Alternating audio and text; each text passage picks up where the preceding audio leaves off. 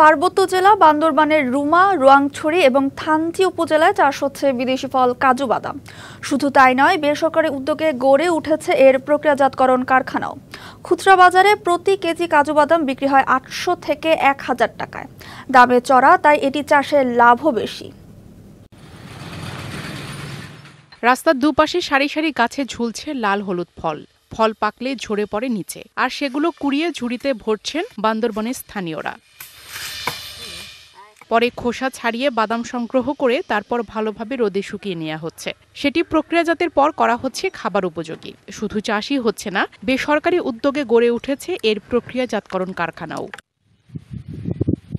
চারার ওপরে ৩ বছর পর নভেম্বর থেকে গাছে ফুল ও ফল আসে। এরপর এপ্রিলে শুরু হয় বাদাম সংগ্রহ, যা চলে জুন পর্যন্ত। একটি গাছ থেকে ৫০ থেকে ৬০ কেজি ফল পাওয়া যায়। ১ কেজি প্রক্রিয়াজাত করে ২৫০ গ্রাম বাদাম পাওয়া যায়। শাইনি চুলে এখন হবে সব হেয়ারস্টাইল। সিল্কোর দ্বিগুণ শাইনি চুল প্রতিদিন।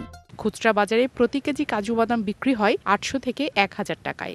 ফলগুলা পেকে গেলে পড়ে যায়, মাটি থেকে তুলে তুলে নিয়ে যেতে হয়। তারপরে ওখানে আমরা বীজটা সংগ্রহ করে ওই ফল জিনিসটা আমরা ফেলে দিই। বীজ সংগ্রহ করার পরে অন্তত পক্ষে ৩ থেকে ৪ মণ পাওয়া যাবে। যেহেতু চাহিদা বাড়ছে, ৪ থেকে ৫,০০০ টাকা মনের প্রতি আমরা বিক্রি করতে পারছি। বেলে দোআঁশ মাটি অথবা পাহাড়ের ঢালে ভালো জন্মে এই বাদাম।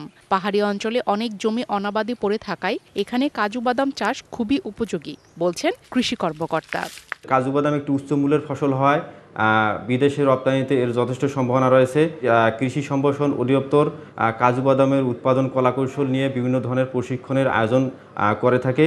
জেলা কৃষি বিভাগের তথ্য মতে ২০২৩-২৪ অর্থ বছরে ২৬১৯ হেক্টর জমিতে ১৬০৬ মেট্রিক টন কাজু বাদাম উৎপাদন হয়। DBC news desk.